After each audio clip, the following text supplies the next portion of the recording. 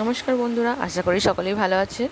তো আমি আজকে চলে এসেছি আপনাদের সাথে একটা নতুন ব্লগ নিয়ে। তো আমি আজকে বিপত্তারিণীর ব্রত ছিল, তো বিপত্তারিণীর ব্রতের জন্য আমি আমার ছেলে বেরিয়ে পড়েছি, পুজো দিতে যাচ্ছি। তো একটু দেরি হয়ে গেছিলো পুজো দিতে যেতে, বৃষ্টি পড়ছিল বলে, তাই আমরা তাড়াতাড়ি বেরোতে পারিনি।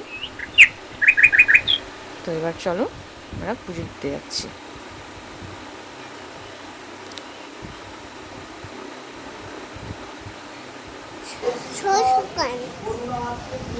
আমরা চলে এসেছি কালী মন্দিরে। আমাদের সামনে একটা মা কালীর মন্দির আছে, আনন্দময়ী মা।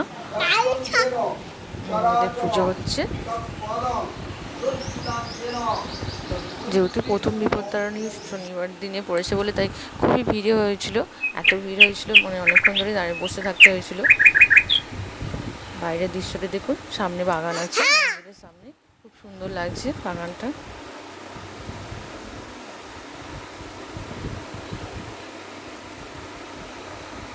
এবার সকলেরই পুজো হয়ে গেছে, অর্ধেক সবার হয়ে গেছে, তো আমাদের হয়নি, তো আমরা বসেছিলাম। তো এবার পুষ্পাঞ্জলি দেওয়া হবে।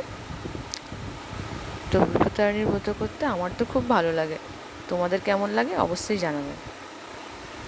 তো পুষ্পাঞ্জলি দেওয়া শুরু হয়ে গেছে, আমরা এবার একটু কিছুক্ষণ পরেই পুষ্পাঞ্জলি দিয়ে দেবো।